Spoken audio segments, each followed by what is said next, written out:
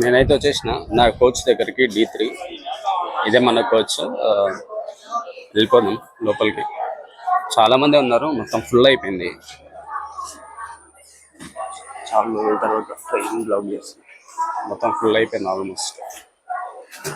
Seat number వచ్చేసి 1.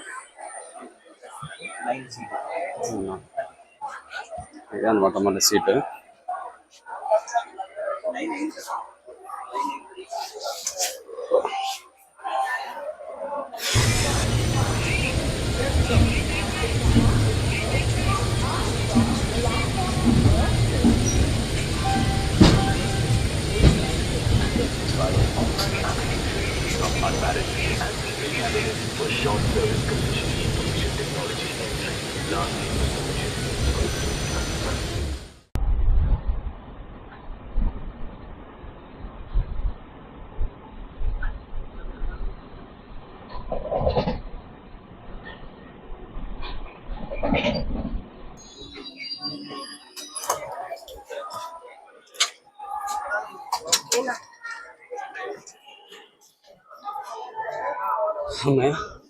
దిగేసినాం వరంగల్లో. మరి ఎక్కువైపోయింది.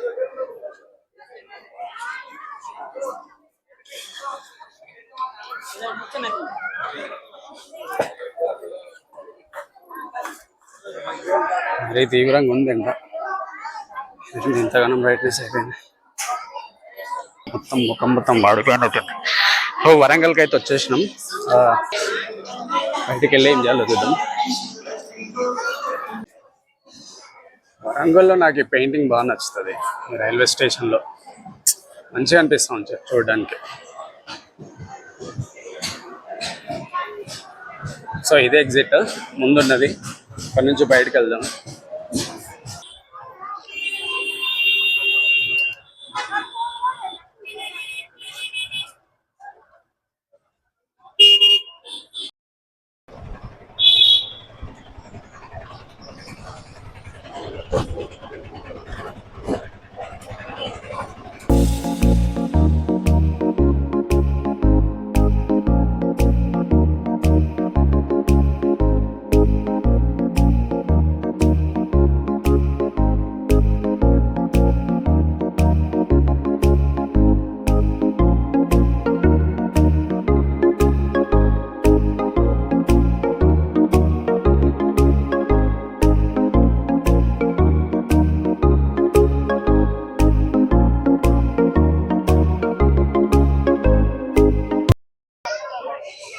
కాళ్ళు అయితే గట్టిగా కాలుతా ఉన్నాయి.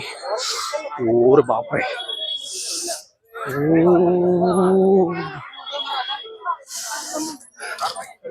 జనాలు తక్కువ ఉంటారు అనుకున్నా కానీ ఎక్కువనే ఉన్నారు.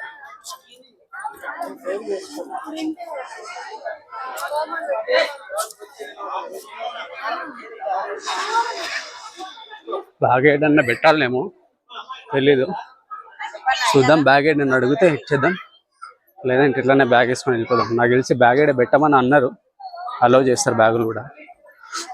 కాలు కాలుతుంది. ఊరే బాప్రే, ఇంతమంది జనాలు ఉన్నారు ఇంద్ర బాబు. నేను ఏదో ప్రశాంతంగా ఉంటుంది వీడియో తీసుకుందాం అనుకుంటాను, ఫుల్ రష్. ఈ పైన వేసి మంచి పని చేశారు, లేదంటే చచ్చిపోతారు జనాలు.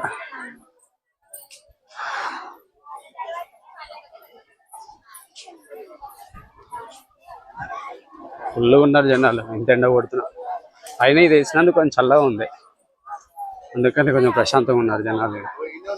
సో ఇక్కడ కాలు కడుక్కోవాలి, కాలు కడుక్కొని సేమ్ అలా వెళ్ళిపోతే లోపల దర్శనం చేసేసుకోవచ్చు.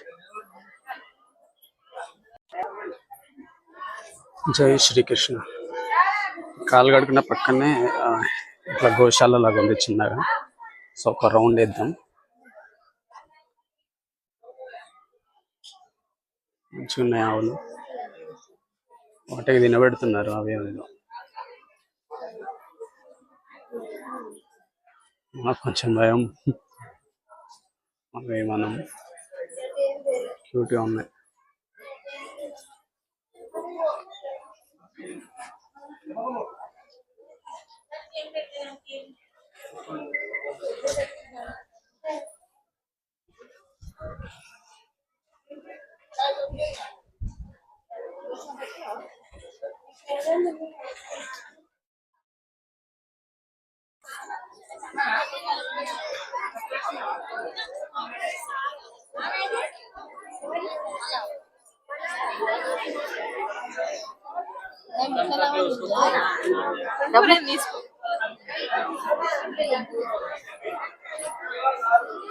రష్ లడ్డు కౌంటర్ ఉంది, అందుకని ఇంత రష్.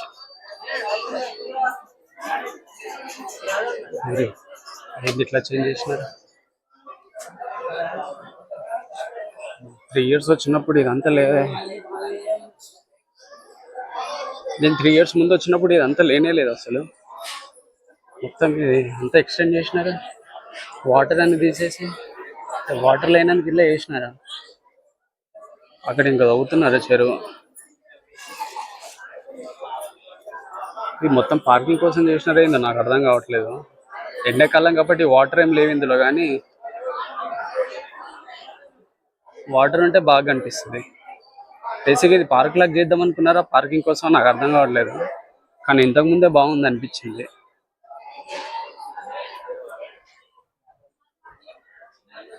సరే దర్శనం చేసుకుందాం. ఫస్ట్ దర్శనం అయిన తర్వాత చూద్దాం ఒకసారి.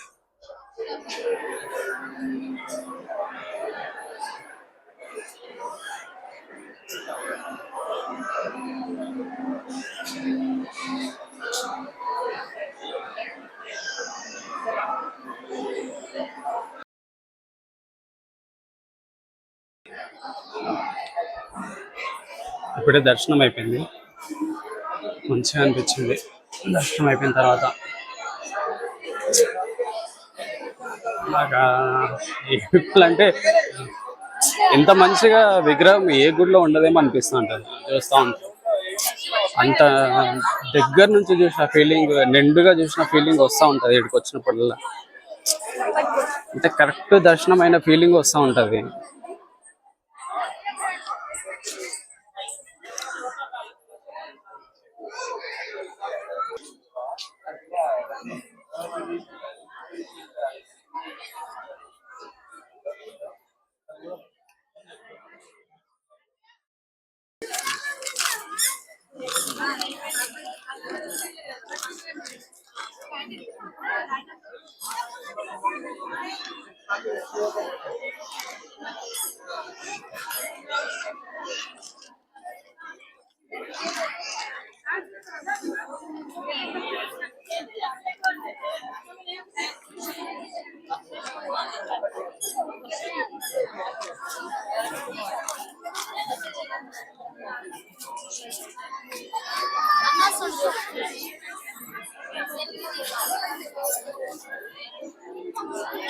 బేసిక్గా నేను ఎంతమంది జనాలు నేను ఎక్స్పెక్ట్ చేయలేదు ఈరోజు ఉంటారని.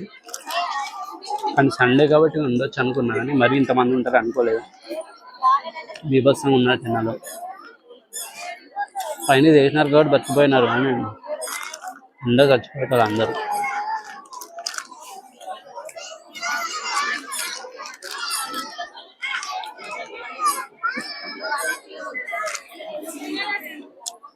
అందరు ఫోటోలు చూస్తున్నారు, మనం ఏకంగా వీడియోనే తీస్తున్నాం.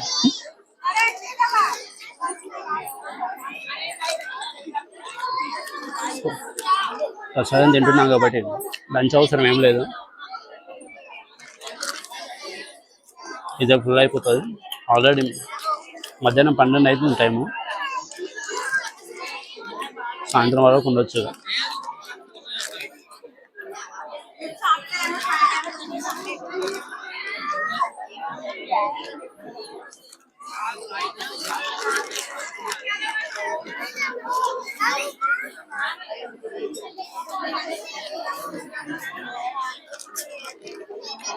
బేసిక్ ఇట్లాంటి టెంపుల్కి వచ్చినప్పుడు అడ్వాంటేజ్ ఏంటంటే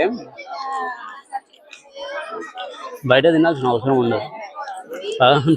ప్రసాదంతోనే కడుపు నింపుకొని మంచిగా గడిపేయచ్చు రోజంతా. ఒక 30 రూపాయల పులిహోర ప్యాకెట్ వస్తుంది, మాక్సిమం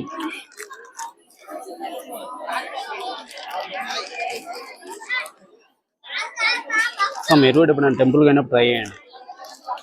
అక్కడ మాక్సిమం ప్రసాదం తిన్నాక ట్రై చేయండి, మీకు డబ్బులు మిగిలిపోతాయి బయట తినకుండా.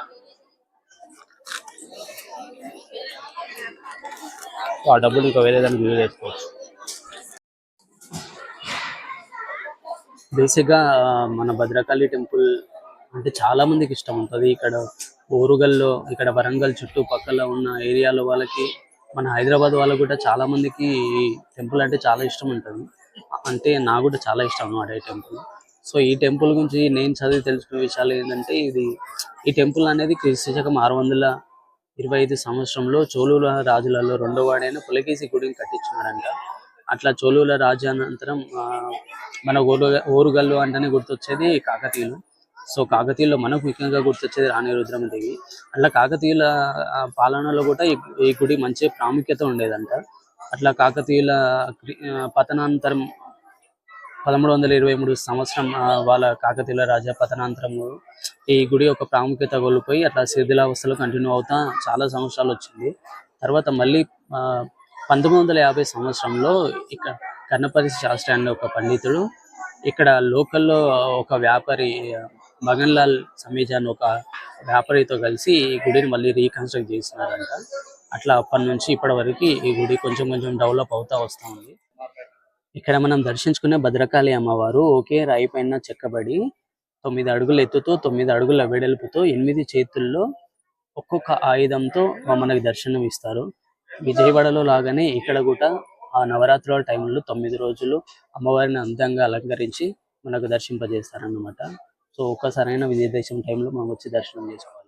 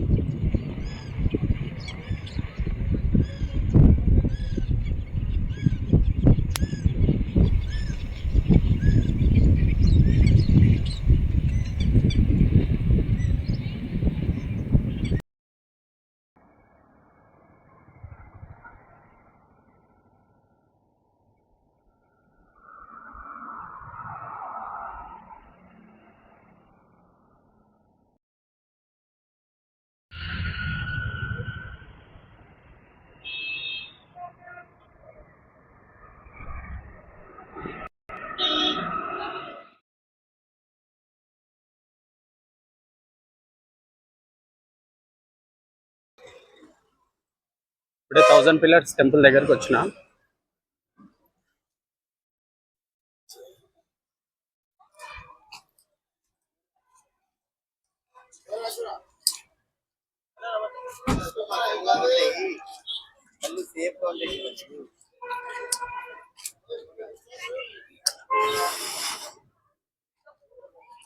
First time coming to 1000 pillars temple. Ticket ఏమైనా తీసుకోవాలేమో, ఎండకు తక్కువ మందే ఉన్నారు.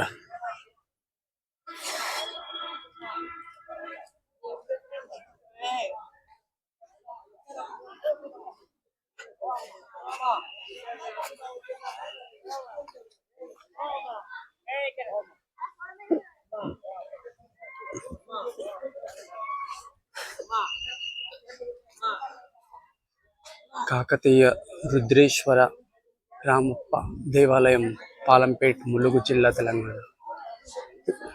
అదే రామప్ప టెంపుల్, అక్కడ కూడా పోవాలి ఒకసారి. సో ఇది వరంగల్లో ఉన్న టెంపుల్ గురించి ఒక చిన్న బోర్డు అనమాట. హీలా వరంగల్, వరంగల్ జిల్లా, తెలంగాణ.